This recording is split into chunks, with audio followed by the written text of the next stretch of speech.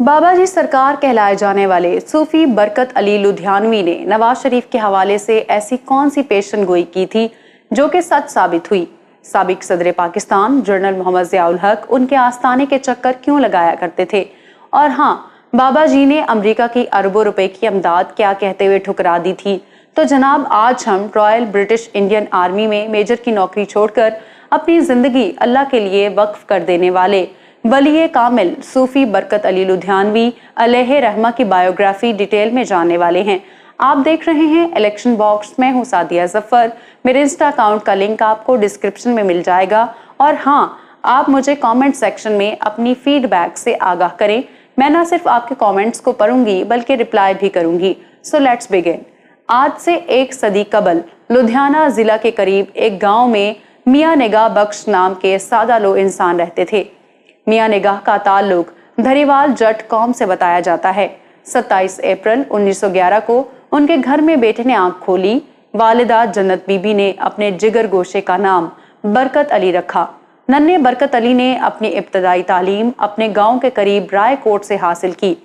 برکت علی کی شادی برکات بی بی سے اس وقت کر دی گئی جب ان کی عمر 16 برس تھی۔ چونکہ ان کے والد بزرگوار برطانوی فوج میں ملازمت کیا کرتے تھے، یہی وجہ تھی کہ اپنے والد کی خواہشات کی تکمیل کے لیے وہ 1930 میں برٹش رائل انڈین آرمی میں بھرتی ہو گئے۔ وہ تاج برطانیہ سے تنخواہ تو لے رہے تھے، لیکن شاید ان کی منزل کچھ اور تھی۔ صوفی برکت علی سہارنپور کے ایک بزرگ سید امیر الحسن سہارنپوری کے مرید اور عقیدت مند تھے۔ اب یہاں سے ان کی زندگی میں ٹرننگ پوائنٹ آیا۔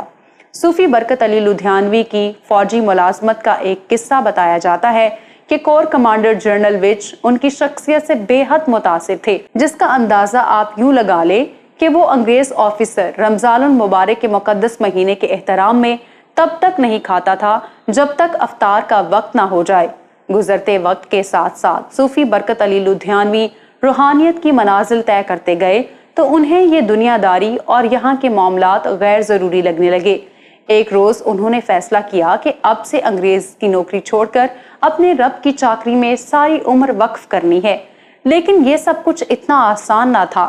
دوسری جنگ عظیم جاری و ساری تھی۔ ایسے میں 22 جون 1945 کو انہوں نے فوج سے استعفیٰ دے دیا۔ تب جنگی ماحول میں فوج سے سٹیپ بیک کرنا غداری کے زمرے میں آتا تھا، جس کی سزا کالا پانی کے جزیرے میں عمر قید یا پھانسی سے کم نہ تھی۔ صوفی برکت کے افسران نے ان پر بہت پریشر ڈالا، جان سے مارنے کی دھمکیاں دیں اور طرح طرح کے لالچ دیے، لیکن وہ کہتے ہیں نا، سرفروشی کی تمنا اب ہمارے دل میں ہے، دیکھنا ہے زور کتنا بازوئے قاتل میں ہے۔ صوفی برکت علی لدھیانوی فوجی ملازمت چھوڑنے کا پختہ فیصلہ کر چکے تھے، تو وہ کہاں پیچھے ہٹنے والے تھے۔ پھر ایک روز انہیں زہر دے دیا گیا، لیکن خدا کی قدرت دیکھیے کہ وہ زندہ سلامت رہے۔ بعد ازاں وہ کورٹ مارشل میں بھی سرخرو ہوئے۔ صوبیدار میجر کے منصب تک ترقی کرنے والے صوفی برکت علی کی فوج کی وردی اتارنے کے بعد اگلی ملازمت اللہ اور اس کی مخلوق کی خدمت تھی۔ قیام پاکستان کے بعد وہ کچھ عرصے تک مختلف شہروں میں قیام پذیر رہے، اور پھر وہ مستقل طور پر فیصل آباد کے قریب ایک علاقے میں آ کر رہنے لگے۔ یہاں انہوں نے دارالاحسان کے نام سے آستانہ بنایا اور ذکر و اذکار میں مشغول ہو گئے۔ مسجد اور دینی مدرسے کے علاوہ انہوں نے ایک بڑا اسپتال بھی بنوایا، جہاں ہر خاص و عام کا مفت علاج ہونے لگا۔ 1200 بستروں پر مشتمل یہ اسپتال 1,25,000 مربع فٹ کے رقبے پر محیط ہے۔ انہوں نے پاکستان کے پہلے قرآن محل کی بنیاد رکھی، جہاں پر قرآن پاک کے قدیم نسخوں کو محفوظ کیا جاتا تھا۔ دارالاحسان میں لنگر کا وسیع انتظام تھا اور کوئی بھی شخص یہاں سے بھوکا واپس نہ جاتا۔ یہ ان کی تبلیغ کی برکت تھی کہ ہزاروں کی تعداد میں خانہ بدوشوں نے حضرت لدھیانوی کے ہاتھ پر اسلام قبول کیا۔ لاکھوں لوگوں کی زندگیاں بدلنے والے صوفی برکت علی لدھیانوی چاہتے تو عالی شان محل بنا کر زندگی بسر کر سکتے تھے، لیکن وہ خود جھونپڑی نما ڈیرے میں رہا کرتے تھے، جہاں بڑے بڑے رئیس، تاجر اور وزیر ان کے جھونپڑے کے باہر ڈیوٹی دیا کرتے۔ سابق صدر پاکستان جنرل محمد ضیاء الحق ایک مرتبہ فیصل آباد آئے تو انہوں نے صوفی برکت علی کو پیغام بھجوایا کہ میں آپ سے ملاقات کرنا چاہتا ہوں اور آپ سرکٹ ہاؤس فیصل آباد تشریف لے آئیں۔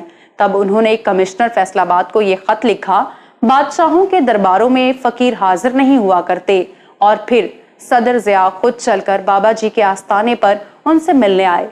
कम लोग जानते हैं कि सूफी बरकत अली लुधियानवी ने एक मौके पर नवाज शरीफ से कहा था, जाओ तुम्हें सरदारी सौंपी, तुम्हें 3 मर्तबा बादशाहत मिलेगी।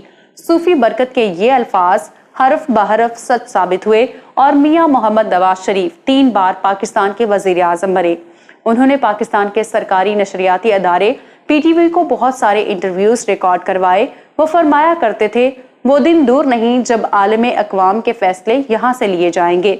एक दिन पाकिस्तान की हाँ और ना में दुनिया की हाँ और ना होगी। अगर ऐसा ना हुआ तो मेरी कब्र पर आकर थूक देना। हजरत सूफी मोहम्मद बरकत अली लुधियानवी ने अपनी जिंदगी में ही अपनी मौरूसी जायदाद इस्लाम के लिए वक्फ कर दी थी। बताया जाता है कि वो हर किसी का अतिया कबूल नहीं करते थे और जो रकम लेते वो शाम तक खर्च करके हिसाब बेबाक कर देते थे।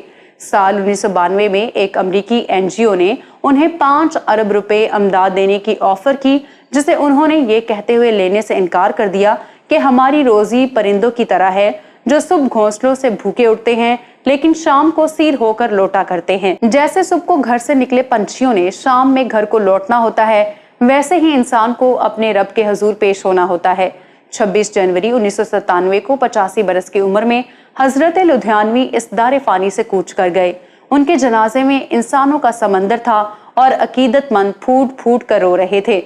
सूफी बरकत अली लुधियानवी को दारुल एहसान फैसलाबाद में सपुर्द खाक किया गया, जहां आज हजारों लोग उनके मजार पर हाजिरी देने आते हैं।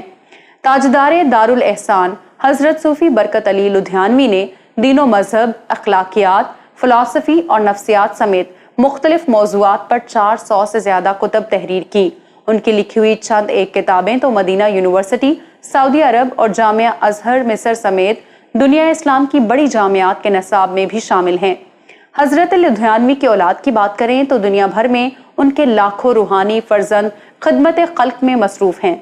मोहम्मद रफीक तारड़, मियां मोहम्मद नवाज शरीफ, मलिक मेराज खालिद, मलिक गुलाम मुस्तफ़ा खर, चौधरी ज़हूर इलाही, चौधरी शुजात हुसैन और मौलाना कौसर नियाजी समेत मुल्क की अहम तरीन शख्सियात हजरत बाबा जी के अकीदतमंदों में शामिल थी।